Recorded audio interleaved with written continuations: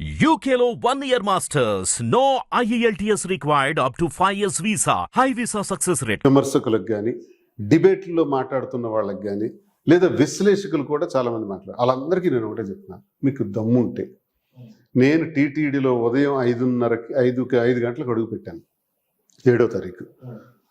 7:30 కల్లా మా దర్శనం అయిపోయింది, వెళ్ళిపోయాం. అలాగే సాయంత్రం 4 గంటలకి మళ్ళీ బ్రహ్మోత్సవాల సందర్భంలో మాడ వీధులు 4 కూడా నడుచుకుంటా స్వామివారు ఇంకా మరో 6 గంటలకు వస్తారు పురవీధుల్లోకి. ఆ వీధుల్లోకి వచ్చేటప్పుడు మనం ముందుగానే ఒకసారి స్వామి గారిని ప్రదక్షిణ చేసుకుందామని చెప్పి ఆలయం చుట్టూ ప్రదక్షిణ చేసుకుందామని మాడ వీధిలో ఎక్కడో మెట్ల మీద జనంతోనే కలిసి కూర్చుందామని ఉత్తర మాడ వీధిలో ప్లేస్ ఎంచుకొని అక్కడ మేము కూర్చున్నాను. నేను ఆ కూర్చునే దానిలో నేను వెళ్తుండేటప్పుడు తను వస్తుండేటప్పుడు చాలామంది ఎవరికి వాళ్ళు ఫోటోలు తీసుకుంటున్నారు. ఆలయాన్ని ఉద్దేశించి, అలంకరణను ఉద్దేశించి, స్వామివారి తాలూకు ఆలయాన్ని ఉద్దేశించి తీసుకుంటున్నారు. అలాగే మేము మా అనుకున్న వాళ్ళు కూడా ఎవరు తీసుకుని ఉండొచ్చు. అలా నడుచుకుంటే వెళ్ళిపోయాం. మీడియా వాళ్ళు వెంట పడుతూనే ఉన్నారు. ఎందుకబ్బా ఏంటి ఇక్కడ ఏం జరుగుతుందని, ఏమనంటే కొంచెం ప్రశాంతంగా దేవుడి కోసం వచ్చాం కదా అని వాళ్ళని చెప్పినప్పుడు కూడా వినలా. ఈమె కూడా వెళ్తుంటే మా వివాహ విషయాలు అడగటం, ఇది దేవాలయం, ఇక్కడ మాట్లాడకూడదు, ఇక్కడ ఇది సందర్భం కాదని వారలుగా చాలాసార్లు చెప్పాం. ఆయన గుచ్చి మరీ ప్రశ్నిస్తుండటంతో వివాదం కోర్టులో ఉంది కాబట్టి కోర్టులో తేలిన తర్వాతే మా వివరణ ఉంటుంది అని నేను చెప్పడం జరిగింది. తను అదే చెప్పడం జరిగింది. ఇలా ఒక డిఎస్పీ గారు, ఒక నిమిషం, ఒక డిఎస్పీ గారు వచ్చి మీరు ఇలా వాళ్ళకి అరెస్ట్ చేయకూడదని మీడియాని ఆయన పంపించారు. ఆయన పంపించేసి మీరు ఇక్కడ కూర్చోండి సార్ అని మా ఇద్దరికి చెప్పారు. దర్శనం అయిన తర్వాత మీరు వెళ్ళిపోవచ్చు అని చెప్పారు. ఆ విధంగానే మేము కూర్చున్నాం. నేననేది అంటే ఉదయం 5 నుంచి 7:30, 8 వరకు ఉన్నాను. అలాగే సాయంత్రం 4 నుంచి ఇంచుమించు రాత్రి 7:30, 8 వరకు ఉన్నాను. ఒకసారి టీటీడీ వారి దగ్గర క్లిప్పింగ్స్ ఉంటాయి, వీడియో సర్వేలెన్స్ కెమెరాస్ ఉంటాయి, అవి రప్పించుకోండి. ఆ ఛానల్స్ వాళ్ళు, విశ్లేషకులు అందరూ రప్పించుకోండి, ఆర్టీఐ ద్వారా పెట్టుకోండి. అక్కడ ఎక్కడైనా సరే మేము రీల్స్ తీసినట్టు కానీ, అపచారం చేసినట్టు కానీ, ప్రీ వెడ్డింగ్ షూట్ చేసినట్టు కానీ, నేను బ్లూ షర్ట్ ఆమె రెడ్ సారీ, మేమిద్దరం ఫోటోలు తీసుకున్నట్టు కానీ, ఆలయ ప్రాంగణంలో ఒక్కటంటే ఒక్కటి ఉంటే ఏ శిక్షకైనా మేము రెడీ. అదే కదా మేము చెప్తున్నాం. మీరే అన్నారు కదా, ఇక్కడ ఏం తింటున్నాం, ఏం చేస్తున్నాం, కారు ఎక్కామా, కారు దిగామా, ఎందుకండి ఇవన్నీ? దువ్వాడ శ్రీనివాస్గా మీకు టార్గెట్ ఉంటే కూటమి పార్టీకి కానీ, కూటమి పార్టీలకు కానీ, లేకపోతే నేనంటే పడని వ్యక్తులకు కానీ, 5 సంవత్సరాలు అధికారంలో ఉన్నాను, ఎమ్మెల్సీగా కూడా మేము ఉన్నాం. నేనేమైనా అవినీతి చేశానా, దోపిడీలు చేశానా, భూకబ్జాలు చేశానా, అధికార దుర్వినియోగం చేశానా, లంచం తీసుకున్నానా? తీయండి, తీసి నా పైన కేసులు కట్టండి, నన్ను జైల్లో పెట్టండి, నేను చేసిన నేరాలన్నీ ప్రజలకు తెలియజేయండి. ఇది దమ్ము అంటే, ఇది సిద్ధాంతపరంగా ప్రతిపక్షాన్ని ఎదుర్కోవడం అంటే. అంతేగాని నేను తిరుపతి వెళ్తే మీకు వచ్చిన నష్టం ఏంటండి? మీరు మాట్లాడే మాటలు అంటే అధికారంలో ఉన్నప్పుడు కొన్ని మాట్లాడారు కొంతమంది, అంటే ఇది 3 పెళ్లిల గురించే మాట్లాడారు. సో అప్పుడు మీరు ఆడే మాటలు ఇప్పుడు మీరు చేస్తున్న పనులకి వాళ్ళు అలా నెగిటివ్ గా చేస్తున్నారు అనుకోవచ్చు కదా? చేయొచ్చు, తప్పేం లేదు. నేను పవన్ కళ్యాణ్ అనేటటువంటి వ్యక్తి ఈ రాష్ట్ర చరిత్రలో నాకు తెలిసి 2 రాష్ట్రాల్లో కూడా విమర్శలు అనేది ఘాటుగా విమర్శించడం అనేది ఆయనే ప్రారంభించారు. నాకు తెలిసి నేను ఇప్పుడు 25 సంవత్సరాల నుంచి రాజకీయాల్లో ఉన్నాను. 2000 సంవత్సరం నుంచి ఉన్నాను. 2008 నుంచి పవన్ కళ్యాణ్ని మనం రాజకీయాల్లో చూసాం. ఆయన 2014 అని చెప్తారు, కాదు 2008. 2008లో నేను పిఆర్పిలో ఉన్నాను. రాజ్యంలో నేను పాదయాత్ర చేసేటప్పుడు చిరంజీవి గారి పిలుపు మేరకు నేను వెళ్ళాను. చిరంజీవి గారు నైస్ జెంట్ల్మ్యాన్, వెరీ నైస్ జెంట్ల్మ్యాన్ చిరంజీవి గారు. నేను ఎప్పుడు ఆయనకు గౌరవిస్తాను. వెళ్ళిన రోజు నుంచి పార్టీ కాంగ్రెస్ పార్టీలో కలిపే వరకు చాలా గౌరవంగా, చాలా విలువనిచ్చి నాకు చూశారు, టికెట్ ఇచ్చారు. నేను ఓడిపోయిన తర్వాత కూడా నా మీద గెలిచిన వ్యక్తి మరణిస్తే ఆ నెల రోజుల్లోనే ఎన్నికలు వచ్చేటప్పుడు స్వయంగా చిరంజీవి గారు వచ్చి దగ్గరుండి నా చేత నామినేషన్ వేయించారు. ఆ కుటుంబంతో నాకు సత్సంబంధం ఉంది. ఆ కుటుంబంతో నాకు కొన్ని అనుభవాలు ఉన్నాయి. జనసేన కార్యకర్తలు ఈ జనరేషన్కి చెందిన బుద్ధి లేకుండా మాట్లాడుతున్నారు. మీరందరూ 2014 నుంచి పవన్ కళ్యాణ్ గురించి మాట్లాడుతున్నారు. అసలు పవన్ కళ్యాణ్ అనేటటువంటి ఒక బ్రాంచ్కి ఒక మహావృక్షం ఎవరంటే చిరంజీవి గారు. చిరంజీవి గారిని ఎవరు మర్చిపోకూడదు. చిరంజీవి గారు ఈజ్ ద ఒక లెజెండరీ పర్సనాలిటీ. అలాంటి మహావృక్షం నుంచి వచ్చిన వాళ్ళే బ్రాంచెస్ ఇవన్నీ. 2014 నుంచి మాట్లాడతారేంటి, మేము జనసేన, మేము పవన్ కళ్యాణ్, ఇవన్నీ ఏంటబ్బా? 2008 నుంచే నేను ఉన్నానబ్బా. చిరంజీవి గారితో 2008 నుంచి ట్రావెల్ చేశాను. ఆయన కాంగ్రెస్ పార్టీలో కలిపేసినప్పుడు అప్పటికే మాది కాంగ్రెస్, యాక్చువల్గా నా లైఫే నా కాంగ్రెస్. అలాంటిది కాంగ్రెస్లో కొన్ని కారణాల వల్ల ఎమ్మెల్సీ ఎన్నికల్లో ధర్మాన ప్రసాదరావు గారి నిర్ణయంకి వ్యతిరేకంగా నేను పనిచేశానని నాకు పార్టీ నుంచి సస్పెండ్ చేశాను. అప్పుడు నేను జిల్లా పరిషత్ వైస్ చైర్మన్. సస్పెండ్ చేసిన కారణంగా ఆ పార్టీకి నేను దూరం అవ్వాల్సి వచ్చింది. ఆ తర్వాత నేను పాదయాత్ర చేశాను కాన్స్టిట్యున్సీలో. చిరంజీవి గారు నన్ను పిలవటం జరిగింది. చిరంజీవి గారితో ఉన్నాను. చిరంజీవి గారు పార్టీని కాంగ్రెస్లోనే కలిపేస్తుంటే నేను కాంగ్రెస్లోకి వెళ్ళలేని పరిస్థితి. ఎందుకంటే గతంలో కాంగ్రెస్ నుంచి నాకు ఇబ్బంది వచ్చింది కాబట్టి, ఆ లీడర్స్తో ఇబ్బంది వచ్చింది కాబట్టి నేను వెళ్ళలేని పరిస్థితి. ఆ పరిస్థితుల్లో నేను ఇండిపెండెంట్గా ఉండిపోయాను.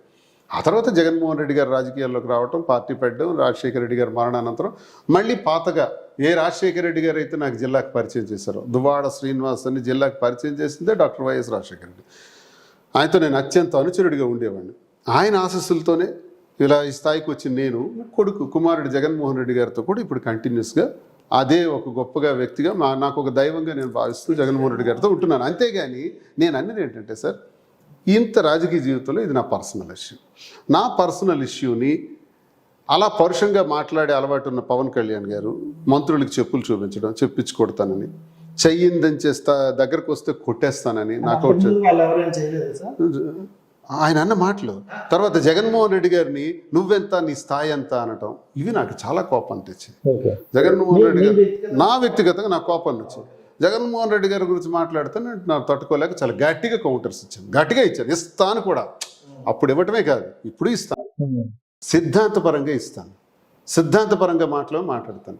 రాజకీయంగా మాత్రం మాట్లాడతాను. వ్యక్తిగతంగా నేను పోను. ఆ దశలో మీలాగే ఒక విలేకరు నన్ను అడిగారు, ఇలాగా పవన్ కళ్యాణ్ 3 పెళ్ళిళ్ళ గురించి మాట్లాడతారు, కరెక్ట్ కాదు అని నేను అన్నాను ఆ రోజు. ఎస్, అదే మనిషి ఇప్పుడు నాకు మీరు అడుగుతున్న ప్రశ్న ఏంటంటే, మీరు ఆ రోజు పవన్ కళ్యాణ్ విమర్శించారు కదా, ఇప్పుడు నేను నాకున్న పరిస్థితులు, నాకున్న నేపథ్యం, నాకున్న కుటుంబ గొడవలు ఇవన్నీ పోసుకొచ్చినట్టు ప్రతి ఒక్కరికి చెప్పాను. అందరికీ తెలిసిందే, మీకు తెలిసిందే. ఆ కుటుంబ నేపథ్యంలో మాకు వచ్చిన గొడవల వల్ల మేము ఈ నిర్ణయం తీసుకోవాల్సి వచ్చింది. న్యాయపరంగా మేము తీసుకున్న నిర్ణయం నేరం కాకపోయినప్పటికీ సంఘపరంగా ఇది తప్పని పరిస్థితుల్లో మేము ఈ తప్పు చేయాల్సి వచ్చింది. మమ్మల్ని క్షమించండి అని ప్రజలను కోరుకోవటం జరిగింది. ఈ పరిస్థితుల్లో మరి మీరు చేసిన తప్పు కాదా? ఓకే, పవన్ కళ్యాణ్ చేసినా నేను చేసినా తప్పే, ఎవరు చేసినా ఇది తప్పే. నేను నిర్భయంగా చెప్తున్నాను. తప్పు చేశాం కాబట్టి ఈ తప్పుని సమాజంలో మేము తప్పుగానే మిగిలిపోతుంది కాబట్టి దీన్ని వ్యక్తిగతాలకు ఎవరు వెళ్ళకండి. జనసేన కార్యకర్తలకు కానీ ఎవరికే నేను కోరేది అదే. మీరు వ్యక్తిగతంగా వెళ్ళి లేనిపోని ట్రోల్స్ చేసి ఇష్టానుసారంగా నేను మీరు ఈ వీడియో మీరు పెడతారా రేపు చూడండి, కింద వచ్చేవన్నీ జనసేన బ్యాచ్, టీడీపీ బ్యాచ్ నుంచి ఐటీడీపీ నుంచి వస్తున్నాయి. అప్పుడు వాళ్ళకి నేను ఖండన ఇవ్వాలి కదా, నేను ఖండించాలి కదా. ఎలా ఊరుకుంటాను? ఖండించకుండా ఖండిస్తాను. నేను ఈ మాటలు అంటుంది ఎవరైతే నన్ను విమర్శించారో, ఎవరైతే విశ్లేషకుల పేరుతో చెప్పుకొని ఇష్టానుసారంగా చెప్పేస్తున్నారో వాళ్ళ సొంతానికి, ఏ ఛానల్స్లో అయితే వ్యతిరేకంగా మాట్లాడుతున్నారో వాళ్ళకి సమాధానంగా ఇది నేను చెప్పాను. కాబట్టి పర్సనల్ ఇష్యూస్కి ఇంకొద్దు. చూసుకుంటే దువ్వాడ శ్రీనివాస్ అనే వ్యక్తి అంటే గొడవలు ఉన్నాయి, తనకి ఎవరు కౌంటర్ ఇస్తే వాళ్ళకి రీకౌంటర్ ఇస్తారు, ఇవన్నీ అందరికీ తెలిసిందే. బట్ ఈ ఒక 1.5 year నుండి చూసుకుంటే ఇలాంటిది అంటే మాధురి అనే ఒక వ్యక్తి వల్ల మీకు ఇలాంటి ఇష్యూ వస్తుంది, లేకపోతే ఇలాంటి ట్రోల్స్ వస్తాయని ఎప్పుడైనా అనుకున్నారా? లేకపోతే మళ్ళీ మనకి ఎందుకు ఈ ట్రోల్స్ సో అని సైడ్ అవుదామని ఎప్పుడైనా అనిపించిందా? సార్, నేను ఒక నిర్ణయం తీసుకున్నప్పుడే ట్రోల్స్ గురించో విమర్శల గురించో ఆలోచించే తీర్మానం కాదు. ఒక నిర్ణయం మనకి ఫస్ట్ మనిషికి ఈ భూమి మీద వ్యక్తిగతం ఉంటుంది. వ్యక్తిగతంగా నేను ఎలా ఉండాలి, ఎందుకంటే ఎవరైనా ఎంతకాలం ఉంటాం, పుట్టిన కొద్ది రోజుల తర్వాత అందరం పోతాం. పోయే ఈ టైంలో ఎలా ఉండాలనేది నిర్ణయం తీసుకుంటాం. ఆ నిర్ణయంలో భాగంగా నేను తీసుకున్న నిర్ణయం ఒకవేళ కరెక్ట్ కాదని ట్రోల్స్ వస్తే అది సమాజం వాళ్ళ విమర్శకుల తాలూకా బాధ. దానికి నేను తలొంచి, దానికి నేను భయపడి, ఆ విమర్శలకు భయపడి నేను తలొగ్గే పరిస్థితి లేదు. నా నిర్ణయం ఇది, నా కుటుంబ పరిస్థితులు ఇవి, నా వ్యక్తిగత పరిస్థితులు ఇవి, ఈ పరిస్థితులను బట్టి నేను ఈ నిర్ణయం తీసుకోవాల్సి వచ్చిందని స్పష్టంగా తెలియజేశాను. అందుకే చెప్తున్నాను, నేను చొక్కా విప్పాను కాబట్టి నా పుట్టుమచ్చలు ఏంటో అందరికీ తెలిసాయి. నన్ను విమర్శించేవాడు దమ్ముంటే వంశీ ఉన్నాడు మహాచానులు, వాడు ఏదో చిన్నప్పటి నుంచి ఒక దైవాంశ సంభూతుళ్ళ స్వర్గం నుంచి దిగొచ్చినట్టు, భూమి మీద ఏ నేరమూ చేయనట్టు మాట్లాడతాడు. ఒకసారి వంశీ చరిత్ర తీనా, వంశీకి ఈరోజు చెప్తున్నాను మీ ఛానల్లో, మరి మీకు చెప్పొచ్చో లేదో నేను చెప్పాల్సింది చెప్తున్నాను. వంశీ నువ్వు ఇలాగే మాట్లాడాలనుకుంటే నీ చరిత్ర తీసి నేను ఓపెన్ అయిపోతాను, ఎక్కడికైనా రా అని నాకు సవాల్ చేస్తున్నాడు. నువ్వెక్కడికైనా నేను రెడీ అంటున్నాడు. ఒక మీడియాలో ఉన్నటువంటి వ్యక్తివి నువ్వు ఒక సవాల్ చేస్తున్నావంటే నీ ఎంత నీచ సంస్కృతి, మాకంటావే మేము మాట్లాడితే మాకు వెంటనే కామెంట్ చేస్తారు, మరి నువ్వెలా అంటున్నావు? నీ చేతిలో మహా ఛానల్ ఉందని అందులో పెట్టి నన్ను ఛాలెంజ్ ఇస్తావా? ఓకే, ప్రాణాలకే భయపడినటువంటి వ్యక్తిని నేను. పోలీస్ తూటాలకు వెళ్ళి ఎదురుకెళ్ళి ఉద్యమాలు చేసిన ఆఫ్టర్ ఆల్ వంశీ లాంటి వాళ్ళు నేను ఖాతరు చేస్తానా? వంశీ నిన్ను నేను విమర్శించాను, మీడియాకి కాదు. వంశీకి ఏదైనా ఈ కౌంటర్ ఇస్తుంది వంశీకి. ఆయన ఏమంటాడు, మీడియా అంటే ఆయనకి చిన్న చూపు, మీడియాని విమర్శిస్తాను. నువ్వెవడు? నువ్వు representative for entire media in the nation or state? నువ్వేమైనా నీ పేరు చెప్తే అది మీడియాకి నువ్వు రిప్రజెంటేటివా? నువ్వెవరువా? ఒక ఛానల్లో నువ్వు ఉన్నావు, నువ్వు మీడియాని ఎత్తుకెళ్ళిపోతావు. మీడియా అంటే మాకు గౌరవం. మీడియా అంటే మేము చాలా చిన్నప్పటి నుంచి నేను మీడియాని నా రాజకీయ జీవితంతో సమానంగా నేను అందరినీ గౌరవంగా కలుపుకొని వెళ్ళేవాళ్ళం. నేను ఎక్కువ కాలం మీడియా పీపుల్. ఇదే తిరుపతి వెళ్ళానంటే ఇష్టానుసారం దరిద్రం చేశానండి తిరుపతిలో నేను. అబ్బా వచ్చాడండి సంస్కారవంతుడు, ఈ నీతివంతుడు, ఈ బాబా గారు వచ్చారు. బాబా స్వర్గం నుంచి దిగి వచ్చిన బాబా వంశీ. నేను ఏంటి దరిద్రమే? నీ దరిద్రం ఇప్పమంటాడా వంశీ? ఇప్పాలా చెప్పు, నువ్వు సవాల్ చేయి నెక్స్ట్ మా ఛానల్లో. రేపు నీ చరిత్రను తిప్పేస్తాను, చూద్దాం. అప్పుడు నువ్వెంత, నేను వస్తా నీ స్టూడియో ఎదురుగా నిలబడతా. నువ్వేంటి టైం చెప్పడం, డేట్ చెప్పడం. నీ స్టూడియో ఎదురుగా హైదరాబాద్లో వచ్చి ఒక్కడే నిల్చుంటా. కమాన్, ఎవరి గురించి మాట్లాడుతున్నావు నువ్వు? దువ్వాడ శ్రీనివాస్ అని మర్చిపోకు. నా జీవితంలో ఏదో వ్యక్తిగత కారణాలు ఉన్నాయి, వ్యక్తిగత సమస్యల వల్ల నేను నిర్ణయం తీసుకున్నాను. అందుకు నేను తలదంచాల్సి వస్తే ఇది తప్పు అని భావించే సమాజం, తప్పు అని అడిగే సమాజానికి తప్పే, నాకు తప్పలేదు, నేను చేశానని వాళ్ళు క్షమాపణలు కోరుకుంటున్నాను, నన్ను మన్నించమని ప్రజలకు కోరుకుంటున్నాను. నువ్వెవరవయ్యా నన్ను ప్రశ్నించడానికి? నన్ను ఛాలెంజ్ చేస్తావు? ఎప్పుడు నువ్వు ఉంటావో చెప్పు, నేను వస్తా స్టూడియో ఎదురుగా. ఇది వంశీతో పాటు వంశీలాగా ఇలా మాట్లాడే వాళ్ళందరికీ కూడా నేను ఇది తెలియజేస్తున్నాను. మీరు దయచేసి నాతో మాట్లాడాలనుకుంటే నాకు ఈ జీవితం గురించి మాట్లాడండి. వ్యక్తిగతానికి మాత్రం దయచేసి రావద్దు, దీన్ని ఇంక ఇష్యూ చేయొద్దు. ఇక్కడతో ఈ మ్యాటర్ని క్లోజ్ చేద్దాం. అంటే కొంతమంది ఏమంటున్నారంటే దువ్వాడ శ్రీనివాసరావు అనే ఒక వ్యక్తికి ఫేమ్ ఉంది, ఆస్తి ఉంది, దాన్ని చూసి మాధురి గారు వచ్చారు. సో కొంత టైం వచ్చిన తర్వాత ఈవిడ కూడా అర్ధంతరంగా వదిలేసి వెళ్ళిపోతారా అని అంటారు. సో దానికి ఏంటి ఆ క్వశ్చన్ కి ఆన్సర్ నేను చెప్పకూడదు, ఆ క్వశ్చన్ కి ఆన్సర్ కూడా శ్రీనివాస్ గారే చెప్పాలి.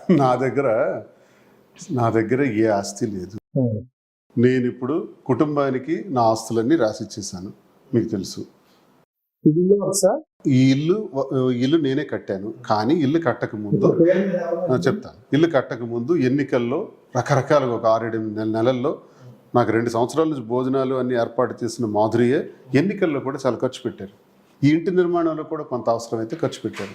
ఈ ఇంటి నిర్మాణం రిజిస్ట్రేషన్కి సంబంధించి 60 లక్షలు పార్వతీశ్వర గారు అనే వ్యక్తికి ఇవ్వాలి. అంటే ఇంచుమించు 3-3.5 కోట్ల వరకు దీని మీద అప్పు ఉంది.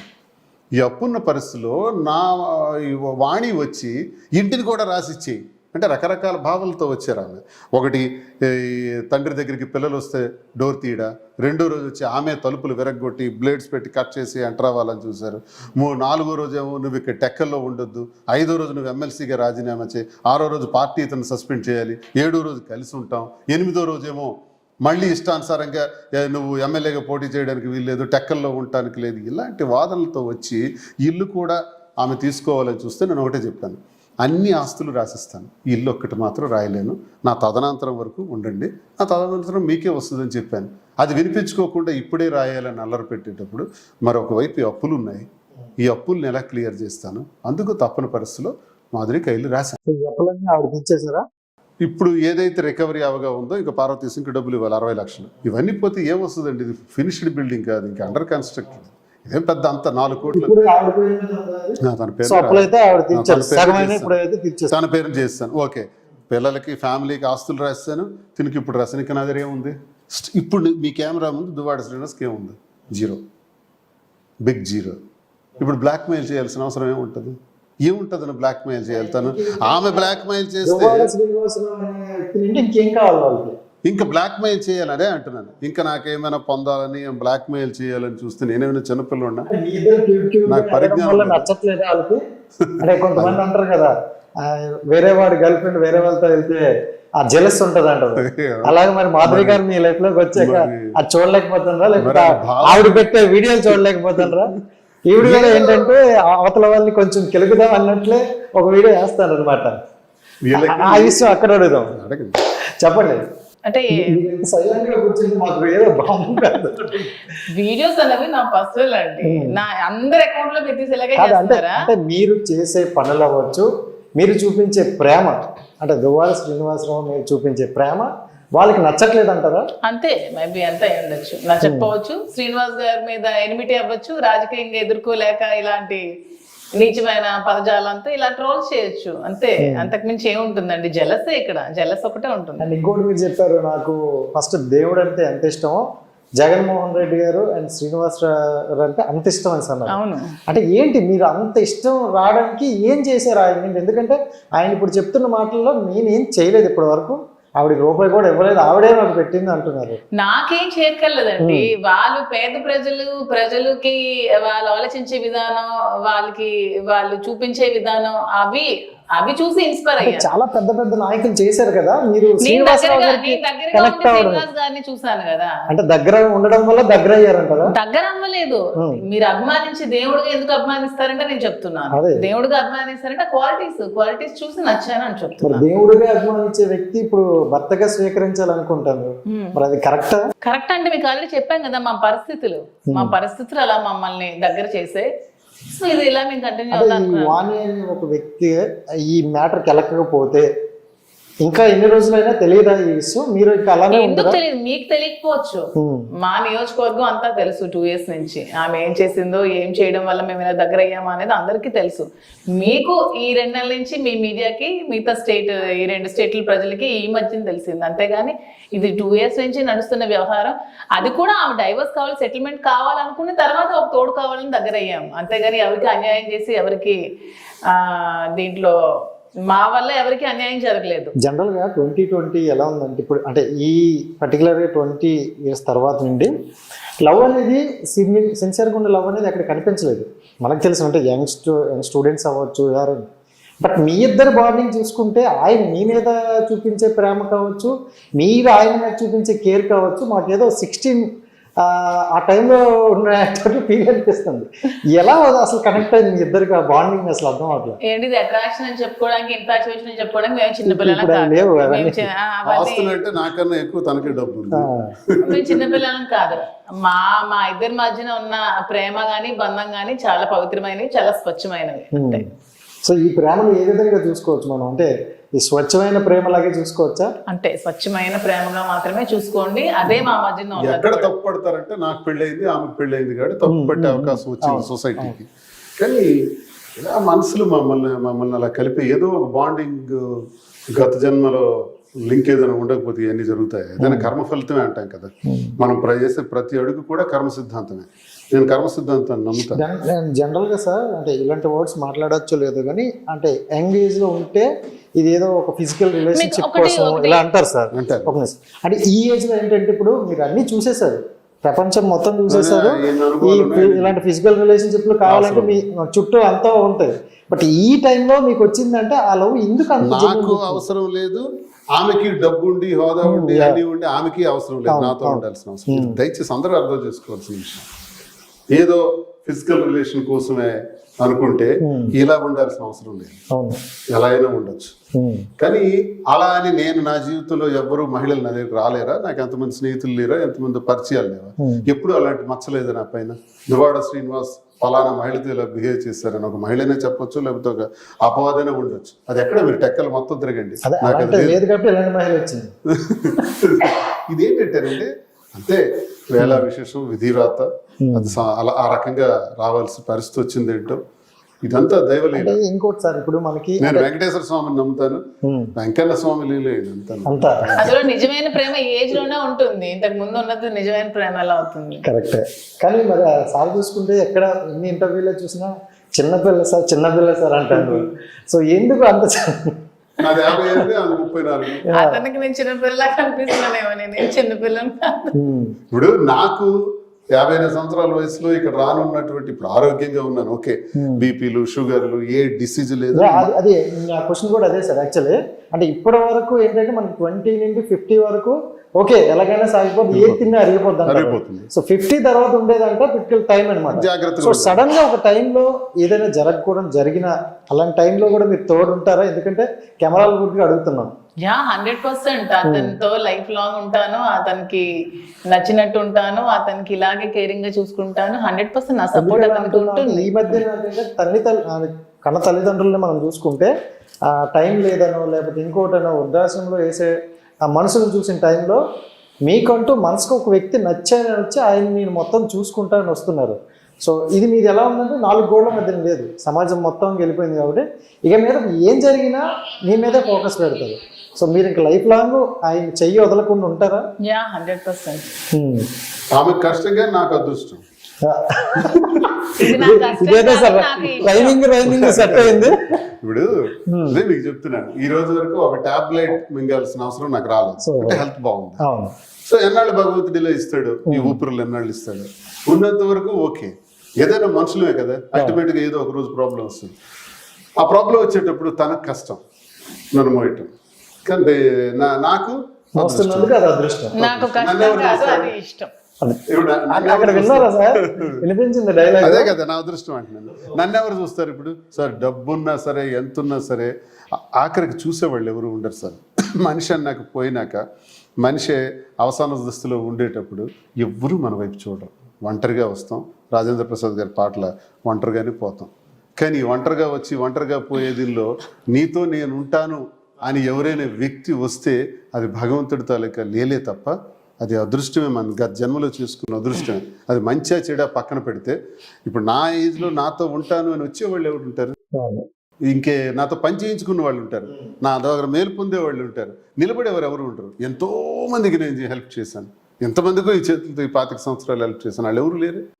ఇంకోటి సార్, మన అనుకునే వల్ల ఇప్పుడు మనతో లేనప్పుడు ఎవరో ఏంటో తెలియని ఒక వ్యక్తి నీతో నేను ఉంటా జీవితాంతం ఉంటానని ఒక భరోసా వచ్చినప్పుడు అంతకన్నా అదృష్టం. అందుకే సినిమా తీస్తాం అంటున్నారు. ఇది ఒక మధ్యతరగతి కుటుంబీకుడు ఒక రాష్ట్ర స్థాయిలో ఒక ఎమ్మెల్సీ స్థాయికి ఉన్నత స్థాయికి రాజకీయంగా రావటం, వ్యాపార రంగంలో ఉన్నత స్థాయికి రావటం ఎలా వచ్చాడు? ఇది యువతకి చాలా అవసరమైంది. 2, ఇతని కుటుంబ నేపథ్యం ఏంటి, ఎలా ఉంది, కుటుంబంలో వచ్చిన ఇబ్బందులు ఏంటి, మరో కోణం. ఈ ఆఖరిలో 59 సంవత్సరాలు ప్రేమ కోణం. ఇవన్నీ కూడా కథ చాలా బాగుంది. నేను దీన్ని తీస్తామని అనుకుంటున్నాను. చాలా మంది వస్తున్నారు. లేనిదే చేయమైనా కుట్టదు కదా. అండ్ అంటే మాధురి గారు, మీరు చూసుకుంటే స్టార్టింగ్ నుండి well educated and me family background కూడా చాలా బాగుంది. సో ఇప్పుడు మీకంటూ ఒక అంటే పిల్లలు ఆ ఫ్యామిలీ అని ఉండిన తర్వాత కూడా ఒకరి మీద ఇష్టం వచ్చింది. అది ఎందుకు వచ్చింది ఏంటనేది అది భగవంతుడు లేదు. ఇలాంటి టైంలో మీరు కొన్ని ఫేస్ చేస్తారు అనమాట. ఎలాంటి స్త్రీకి రాని కొన్ని డైలాగులు అవ్వచ్చు, కొన్ని మాటలు అవ్వచ్చు మీ వరకు వస్తున్నాయి అన్నమాట. మీకు అనిపించింది ఎప్పుడైనా అవసరమా ఇది ఇంతమంది చేత నేను మాటలు కాయడం అని? ఈ మనిషి కోసం పర్వాలేదు ఇవన్నీ ఫేస్ చేసిన అనిపించింది. సార్ ఏదైనా గోల్డ్ గట్ లోపల హార్ట్ గోల్డ్ ఇస్తే పట్టుకొని నిలబడతా సార్. అక్కడ డైలాగ్ మామూలే లేవు. మనిషి కోసం ఎన్ని ఫేస్ చేసినా తక్కువే అనిపించింది. సో ఆ మనిషిలో మీకు నచ్చిన అండ్ ఫస్ట్ క్వాలిటీ ఏంటి? ఈజ్ వెరీ జెన్యున్ అండి. ఎప్పుడు అబద్ధం చెప్పరు. ఇంతమంది మీడియా ముందు ఇన్ని ఛానల్స్ ముందు మాట్లాడారు కదా, ఏ ఒక్కరోజు కూడా ఎప్పుడు అబద్ధం అనేది చెప్పలేదు నాకు తెలిసి. అతను చెప్పరు కూడా. నాకు తెలిసి అబద్ధం అనేది అతను ఎప్పుడు కూడా మాట్లాడరు. చాలా నిజాయితీగా ఉంటారు, చాలా పర్ఫెక్ట్గా ఉంటారు, చాలా జెన్యున్, చాలా కైండ్ హార్ట్, చాలా ఎమోషనల్. అతని కోసం అతను కనిపించిన అంత ఫెరోషియస్, ఇంత ఫైర్ బ్రాండ్ కూడా చాలా ఎమోషనల్ యాంగిల్ ఒకటి ఉంది అతని మనసులో. చూసారు? యా, ఇవన్నీ నేను దగ్గర నుండి చూస్తాను. సూపర్. చూసుకుంటే మీరు అంటే ఒక కార్యకర్తగా వచ్చేటప్పుడు ఏంటంటే పార్టీ కోసం పనిచేయాలి, పార్టీకి నేను రికగ్నిషన్ అవ్వాలి, నా కష్టం వల్ల వాళ్ళకి కనిపించాలి అని అనుకుంటారు. ఆ వేలో వెళ్తున్నప్పుడు మీకు ఈయన చేసే వర్క్ అవ్వచ్చు ఏదైనా నచ్చింది అంటారు. సో పర్టికులర్ గా ఆయన అంటే కొంతమంది అంటారు కొన్ని స్వార్థంగా పనిచేయొచ్చు, కొంతమంది ప్రజల కోసం చేస్తారంటారు. సో శ్రీనివాసరావు గారు స్వార్థం కోసం చేస్తారా, ప్రజల కోసం చేస్తారా? స్వార్థంగా పనిచేసే నాయకుడు అయితే ఈ పార్టీకి కొన్ని వేల కోట్ల అతని దగ్గర ఉండాలి. అన్ని తిరిగి పోగొట్టుకున్నారు. స్వార్థంగా థర్మల్ పవర్ ప్లాంట్ కదండి, అది జరిగినప్పుడు వాళ్ళు వచ్చి ఇతనికి 30 crores అమౌంట్ ఆఫర్ చేశారు. ఒక సూట్ కేసా పట్టుకొని, అది నియోజకవర్గం ప్రజలందరికీ తెలుసు. తృణప్రాయంగా అసలు అది వద్దని చెప్పి తను అక్కడి నుంచి వాళ్ళని పంపించడం జరిగింది. అంత నిజాయితీ ఉన్న మనిషి. ఈ రోజుల్లో 30 crores ఏంటి యాడ్ చేయడం? యా, ఈ సీన్ ఇంకా చూపించలేదు యాక్చువల్ గా. నిజంగా వాళ్ళు 30 crores అమౌంట్ తీసుకొచ్చి ఇతనికి ఆఫర్ చేయడం జరిగింది. అసలు అతను తీసుకోలేదు. అప్పట్లో వాణి చాలా ప్రెజర్ చేసింది ఇతనికి తీసుకోమని. అప్పటి నుంచి కూడా గొడవలు ఇంకా ఎక్కువయ్యాయి. ఆవిడ తీసుకోమని, నాకు ప్రజలు ఈ నీతి నిజాయితీ నాకు వద్దు, డబ్బే కావాలని చాలా ప్రెజర్ చేసింది ఇతనికి. అయినా అసలు తీసుకోలేదు. అంత నిజాయితీ ఉన్న మనిషి. ఆ రోజుల్లో 30 crores అంటే ఇప్పటికీ ఒక 3000 crores తో సమానం అనమాట. అప్పట్లో కూడా అంత అతను వద్దని చెప్పి రిటర్న్ పంపించినటువంటి మహోన్నతమైన వ్యక్తి దువ్వాడ శ్రీనివాస్ గారు. ఆ ప్లేస్ లో మీరున్నా తీసుకుంటారు, మేబీ నేనున్నా తీసుకుంటానేమో. మనం అలా ఆలోచిస్తాం ఒక మూమెంట్ లో, ఎందుకంటే మనీ కదా అని. అస్సలు అలా అదే తను 35 గ్రామాలండి. 35 గ్రామాలు ఒక పవర్ ప్లాంట్, థర్మల్ ప్లాంట్ పెట్టడం వల్ల మత్స్యకారులు, స్వదేశీ మత్స్యకారులు, రైతులు జీవన విధానం దెబ్బతింటుంది. ఆ 35 గ్రామాలు లీడ్ చేసి నేను చేసిన పోరాటం, ఆ థర్మల్ ప్లాంట్ని తరిమి కొట్టాం. కేంద్రమే స్పందించినట్టు, కేంద్రమే రియాక్ట్ అవుతూ జయరాం రమేష్ గారు ఆ ప్లాంట్ రద్దు చేశారు మా యుద్ధానికి. మేము 1600 మంది ముద్దాయిలు. 2009 నుంచి 14 వరకు జరిగింది. అందులో నేనే లీడ్ చేశాను. నేను 1600 మంది ముద్దాయిలు, మేము 1600 మంది జైల్లో. నా మీద 18 కేసులు, 7 మర్డర్ కేసులు. సోషల్ మీడియా అప్పుడు ఉంటే ఇంకా బాగుండేమో. చాలా పెద్ద ఇష్యూ. ఎందుకంటే ఈ జీరో అనుకునే వ్యక్తి ఆ రోజు హీరో అందరు కదా. 200 పోలీస్ ఇంటిని సరెండర్ చేశారు. 200 పోలీస్ బయటకు వస్తే కాల్చేయటం. ఇది 2011 ఫిబ్రవరి 22వ తారీఖు. 25న పోలీస్ కాల్పులు జరిగాయి, 3 చనిపోయారు. నేను జనాన్ని జైల్లో పెట్టేశారు. ఒకవేళ 22 నేను బయటికి వస్తున్నప్పుడు నన్ను కాల్చేద్దామని చూశారు. కొంతమంది సీనియర్ ఆఫీసర్స్ నన్ను అరెస్ట్ చేసేసారు. అరెస్ట్ చేసి అక్కడ ఫైరింగ్ ఓపెన్ చేశారు. లేకపోతే నేను పోయి ఉండేవాడిని. నాకు దీనిలో నేను పోవటానికి సిద్ధపడి వెళ్ళాను ఉద్యమానికి. అంటే ఇలాంటివి చూసి ఆలోచించారు. ముందు నుంచి అంటే నాకు వామపక్ష భావాలు మొదటి నుంచి కమ్యూనిస్ట్ భావాలు ఎక్కువ ఉండేటువంటి. ఏదైనా సరే నిజాయితీ. అందుకే మీరు ఎవరైనా నా జన్మ శత్రువుకైనా చెప్పమనండి నేను లంచం తీసుకున్నానని. జన్మ శత్రువు టెక్కర్లో ఉంటారు, అలాంటి వాళ్ళకి ఎలా చెప్పమనండి. లంచం తీసుకున్నానని కానీ, లేకపోతే అధికార దుర్వినియోగం చేశానని కానీ, ఒకటి దగ్గర తిన్నానని కానీ చెప్పమనండి. ఇది నాకు రావు. అప్పట్లో సోషల్ మీడియా ఉంటే ఇప్పటికీ చరిత్రలో ఒక పేజ్ ఉండేది. అదే క్రెడిబిలిటీ.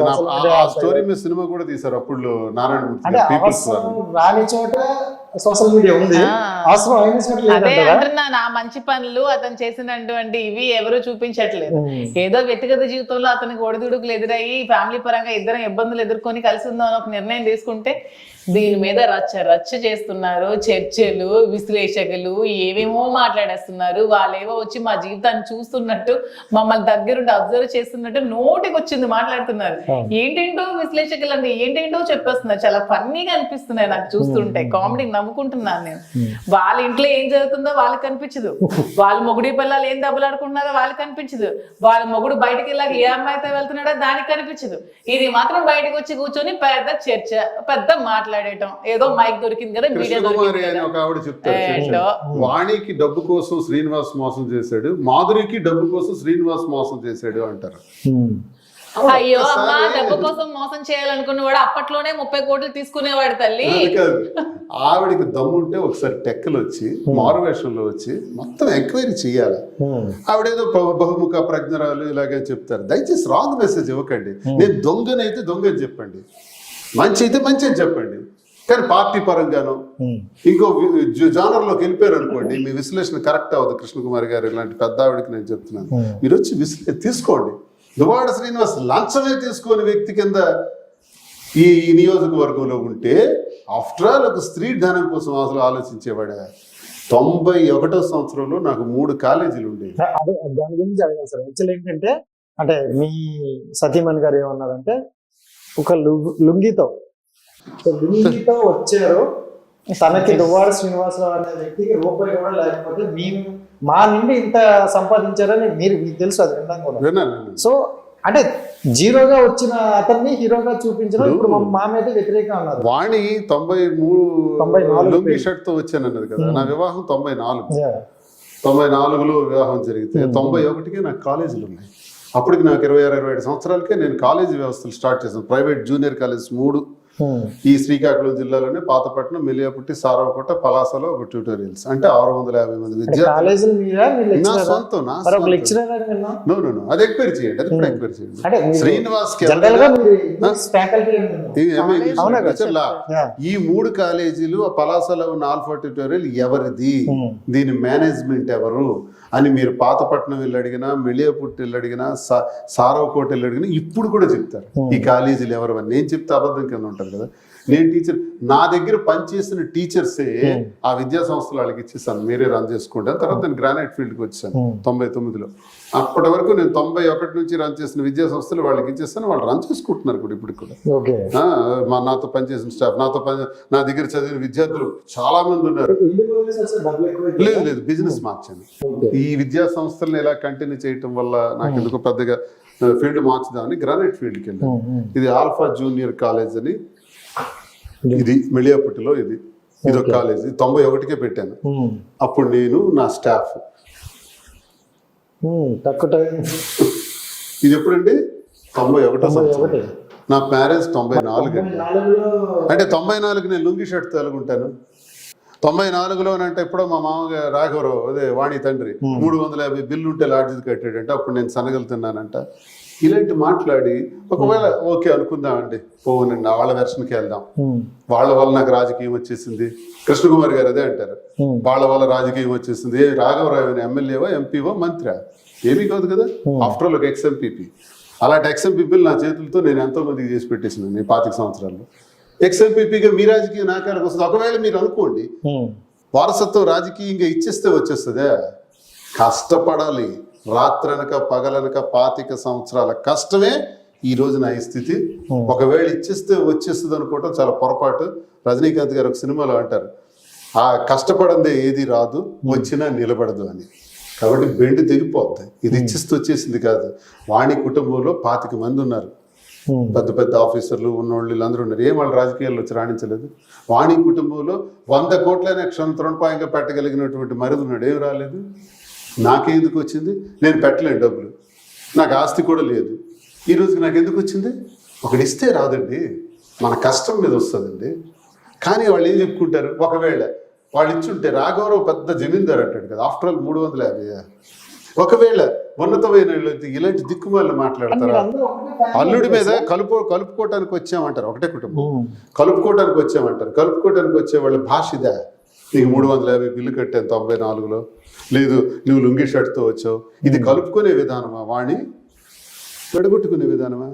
భర్తను కలుపుకోవాలనుకునేటప్పుడు గత 2 ఏళ్ల క్రితమే నాకు టికెట్ ఇవ్వండి, లేకపోతే నేను ఊరోసుకు ఉంచేస్తాను, ఈయనకి నాకు విడాకులు ఇచ్చేయండి అని అధిష్టానం దగ్గర ఒత్తిడి తెచ్చేవే. అలాగే 2004లో కూడా, ఇది 24, 2004లో కూడా రాజశేఖర రెడ్డి గారి ద్వారానే నేను ఈ జిల్లాకు పరిచయం అయ్యాను. దువ్వాడ శ్రీనివాస్ అని పరిచయం చేసింది రాజశేఖర రెడ్డి గారు, రాఘవరావు కాదు. నేను చిన్నప్పుడు విద్యార్థిగా ఉండేటప్పుడే రాజశేఖర రెడ్డి గారి దగ్గరికి వెళ్తుండేవాడిని. సార్ పాదయాత్రకు వచ్చేటప్పుడు నేను గ్రాండ్గా ఏర్పాట్లు చేశాను. నాకు హరిశ్చంద్రపురంలో టికెట్ ఇచ్చారు ఆయన, అప్పుడు పాత నియోజకవర్గం. ఇచ్చిన తర్వాత వాణి, రాఘవరావు, రాజశేఖర రెడ్డి గారి దగ్గరికి వెళ్ళి నాకు టికెట్ ఇస్తారా లేదా మేము ఇండిపెండెంట్గా వేయాలని ఆయనకి చెప్పారు. అప్పుడు రాజశేఖర రెడ్డి గారు నాకు బ్లాంక్ బీఫామ్ ఇచ్చి, నీ ఇష్టం ఎవరి పేరు రాసుకుంటావో నాకు అనవసరం, నీ మామ నీకు వైఫ్ వచ్చారు, నీకు ఒకటే చెప్తున్నా, ఎలక్షన్ గురించి నీతోనే మాట్లాడతా, జాగ్రత్త అని చెప్పారు. అప్పుడు నేను వాణి పేరు రాసా టికెట్ ఇచ్చాను. అది 2004. ఇది 2024 సేమ్ టు సేమ్. ఆనాడు తండ్రి, ఈనాడు కుమారుడు జగన్మోహన్ రెడ్డి. 20 సంవత్సరాల నుంచి మా గొడవ నడుస్తుంది అనడానికి ఇది ఉదాహరణ. జగన్మోహన్ రెడ్డి గారు టికెట్ అనుకుంటే మళ్ళీ ఇప్పుడు నేను వాణి ఎప్పుడైతే టికెట్ అడిగిందో సార్కి నేను రిక్వెస్ట్ చేసి వద్దన్నా ఇచ్చేద్దాం ఆమెకి టికెట్ అని, మళ్ళీ 100 మెట్లు దిగి ఈ రోజు కూడా టికెట్ ఆమెకే అనౌన్స్ చేయించాను అధిష్టానం ద్వారా. అలాంటిది ఆమె టికెట్ వచ్చిన తర్వాత నిలబెట్టుకోలేను తను. నేను పార్టీలో కనపడకూడదంట, నేను ఉండకూడదంట, నేను టెక్కల్లో ఉండకూడదంట, మీటింగ్స్కి నేను వెళ్ళకూడదంట. నేను వెళ్ళే మీటింగ్స్కి ఒక ఇన్ఛార్జ్గా, ఒక అభ్యర్థిగా తను ముందే వెళ్ళిపోవటం, లేదా మైక్ నాకు ఇవ్వకుండా చేయటం, అవమానాలు చేసేది. మరి ఇంకెందుకు లేదు, నేను ఆగి వెనక నుండి పార్టీ కార్యక్రమం చేసేవాడిని. ఈ పరిస్థితుల్లో వీటన్నిటి వల్ల గ్రాఫ్ డౌన్ అయిపోయింది. మళ్ళీ నేనే పోటీ చేయవలసి వచ్చింది. సరే, గెలిచాము కూడా పక్కన పెడతాం.